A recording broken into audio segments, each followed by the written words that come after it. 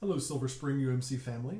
I hope that no matter when or where you're receiving this message, that you know right now that you are beautiful, you are absolutely beloved by God, and that there isn't a single thing that you or anyone else in this whole wide world of ours can do to change that fact. Now, that's probably the most important thing I could say to any of us.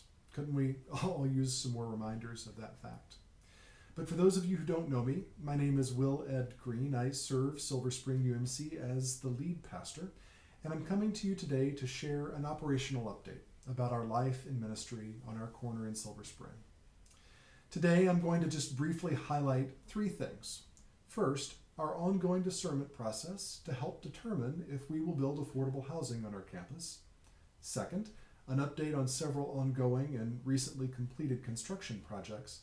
And three, a brief update on our financial outlook at the close of our first quarter in 2023. So let's talk about affordable housing. We began our discernment process to decide whether or not we wanted to move forward with building affordable housing on our campus almost 7 weeks ago. And I have been so grateful for the ways that many of you have thoughtfully, faithfully, and honestly engaged in dialogue. I also want to give a special shout out to our vision team and to our roundtable facilitators for their work in capturing your thoughts and questions and dreams. As a brief reminder, this process was designed to include 3 presentations on the social, financial, and design impacts of potential development. 2 of those have already occurred. And after each of these, we've held a series of roundtables that have helped us capture your individual questions and reactions to those presentations. Our goal in this point of the process is not to dig into the specifics of what a development or a development agreement would look like, but to really understand at a 30,000 foot level what some of the mechanisms and mechanics of development are. Now on June 4th, we will hold a congregational meeting at which we'll be invited to make 2 decisions. First, do we want to move forward with exploring development? And based on that decision, 2, empowering a building committee whose responsibility will be, on our congregation's behalf, to use the feedback and questions you've offered during those listening sessions to actually create a development agreement and to begin working with architects and other partners to make real, concrete plans for future development. That committee will ultimately come back to the congregation this fall with presentations on the actual financing and building plans, at which time there will be another vote. Now, why am I making this distinction? I know it can be hard when we're facing big questions that we know are going to profoundly impact our lives, not to want to know all the nitty-gritty details. But that is the job of our potential building committee, whom you will help elect. Our job right now is even more important than that. Our job is to listen deeply to the Holy Spirit, to learn as much as we can about what this project might mean, and determine whether or not the vision God is placing on our hearts right now includes developing affordable housing. In the next few weeks, there are some specific ways that you can help engage in that process. First, pray. Pray, church, in the morning, in the evening, as you walk into the doors of our building. Ask God to help you and us know what we're being called to do with our bricks and mortar as we build beloved community for our community in Silver Spring. Second, join us this Sunday for a second presentation, this time from Metro Montgomery Habitat for Humanity and the Arlington Housing Corporation, on the questions and mechanics of financing and financial decision-making related to affordable housing development.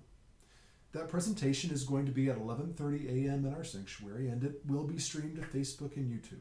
So even if you can't make it at that time, we encourage you to watch it after the fact. Finally, be sure, please, to sign up for some of those roundtable conversations and make sure your voice and vision is a part of our planning. You can join one of those on Wednesday, May 10th, Thursday, May 18th, or Wednesday, May 24th, all at 7 p.m. on Zoom, or on Sunday, May 21st or May 28th at 11:30 a.m. in our building. And all you need to do to sign up is to email discernment@silverspringumcp.org. Now, let me share with you some updates on ongoing construction projects in our building.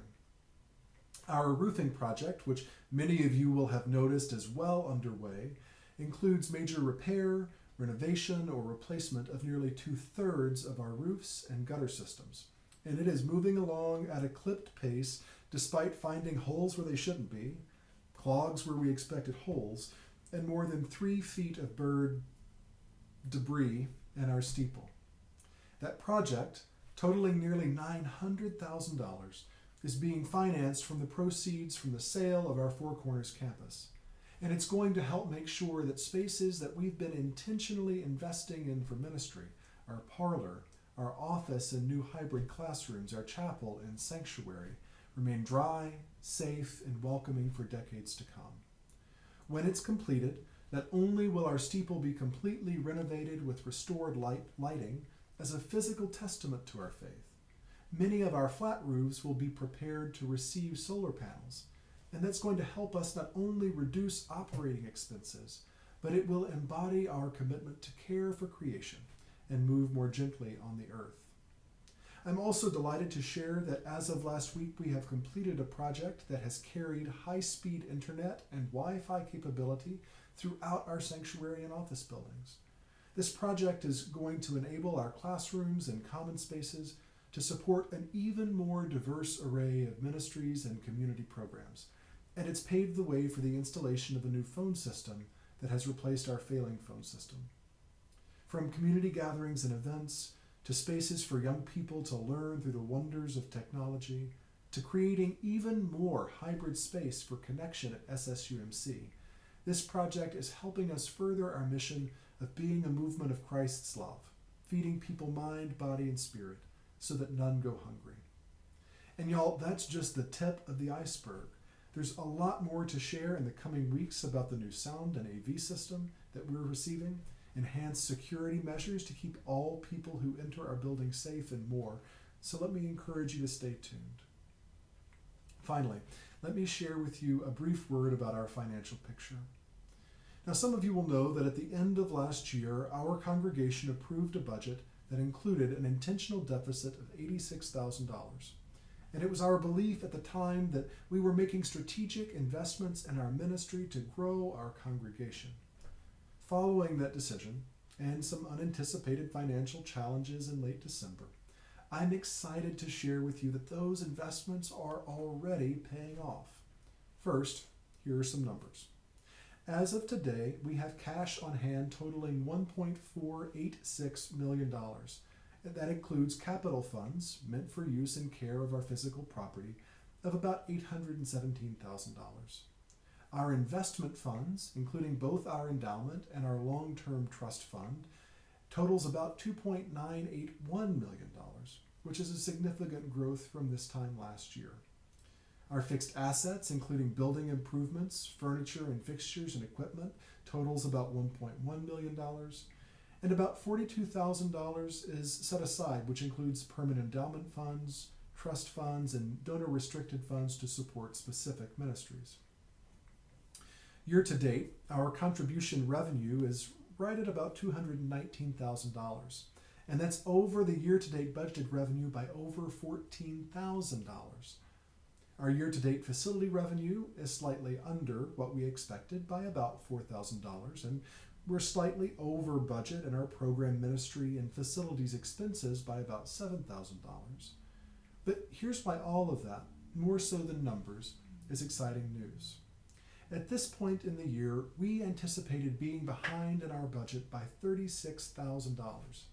And now, thanks to a variety of factors, including intentionally renegotiating service contracts, investments in our building that have reduced our operating costs, and more importantly, your faithful generosity and support, I'm glad to say that our net revenue and expenses year to date are $7,001.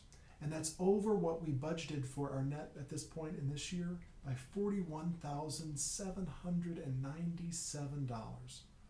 And all of that, including the surplus we currently have, includes paying our monthly mission share payments, money that is paid forward by our congregation to support a diverse array of ministries, scholarships, and missions in the larger United Methodist Church in full every month for the first time in 5 years. More than numbers, here's what this means. Because you are showing up, not just with your time, not just with your presence, but with your financial gifts, our congregation is coming to life. Right now, there are 8 recovery groups, 4 support groups, and a variety of other community programs taking place every week in our building at no cost to them because of you.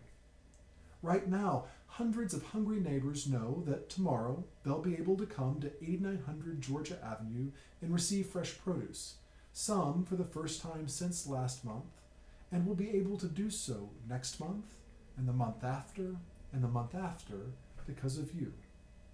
Right now, sick members of our community are getting prayer shawls blessed by our congregation. Dozens of children are growing in faith through music. LGBTQIA people who've been chased out of their churches are finding a physical witness to God's all-inclusive love on our corner. And all of that, church, all of that is because of your continued faithful financial generosity. I want to encourage you, if you've got other questions about our finances or our financial outlook, to feel free to email our Leadership Council at leadershipcouncil@silverspringumcp.org, and we'll be happy to share with you financial statements or answer any other questions you might have. I want to close now by sharing a message that I received just today from a family member of our congregation. Now, they currently live in a part of our country that's pretty rural, and there's not an inclusive congregation to call home.